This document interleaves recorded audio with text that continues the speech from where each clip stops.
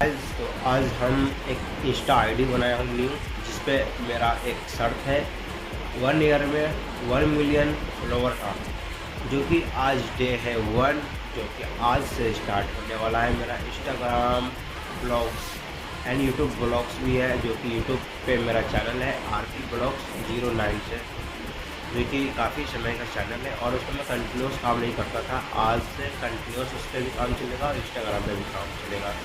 तो जो भाई लोग अगर देख रहे हैं तो प्लीज़ अपने भाई को 1 ईयर में 1 मिलियन फॉलोअर्स एंड सब्सक्राइबर करने में मदद करें, और ताकि मैं भी कुछ करूं।